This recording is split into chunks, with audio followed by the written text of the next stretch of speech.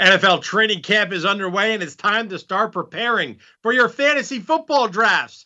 Here to help us do that, SI Senior Fantasy Analyst Michael Fabiano. Fabs, I want to look at tight ends today with a quick stop in Chicago because Jimmy Graham and Cole Kmet, they might not be competing for the number one tight end spot, but they will be competing for carries, for targets, especially in the red zone. So how do you think things will shake out for the Bears group? Right, so Graham was the guy last season, and he actually led the Bears in touchdown catches. He was utilized heavily in the red zone. He's one of the greatest tight ends in the history of fantasy football.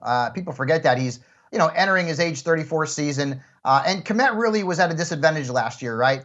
No OTAs, no preseason, strange training camp due to COVID-19, but now he's got all of that. He's got a full season under his belt, and also keep in mind that over the last 5 games of his rookie year, he had 20 catches. So he was getting better acclimated, right? He was getting more opportunities in the offense. I think that's going to continue.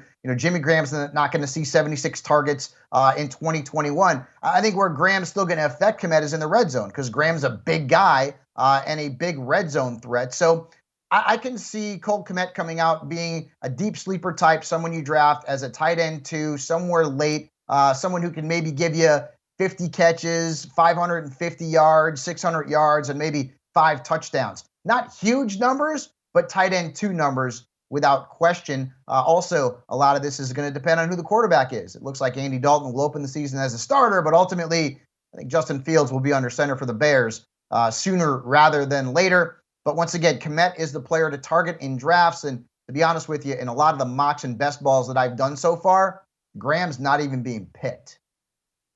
From the monsters of the Midway all the way to the Pacific Northwest, let's stop in Seattle, where the Seahawks, they signed Gerald Everett, and then they also still have Will Dissly on the roster. How do you see this kind of target share going, and who's really the tight end to own for fantasy? For me, it's Everett. And Dissly has shown some flashes of potential. He's just dealt with injuries for the most part. He's been a touchdown machine for a very small sample size when he's been healthy.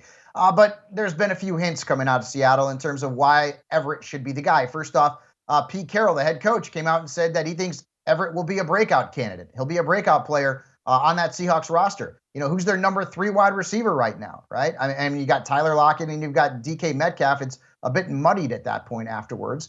And also keep in mind that the Seattle Seahawks have a new offensive coordinator, Shane Waldron. Where was Waldron before? LA Rams as the tight ends coach and then the passing downs coordinator. So he's got a really good rapport with Everett and knows his game.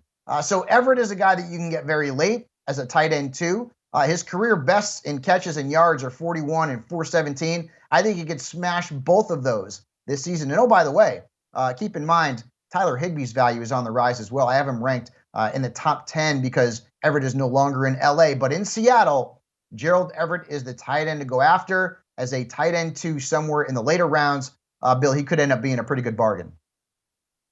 All right, we have plenty more fantasy football analysis to help you get ready to dominate your fantasy drafts. It's all up on Sports Illustrated. Go check it out, si.com/fantasy.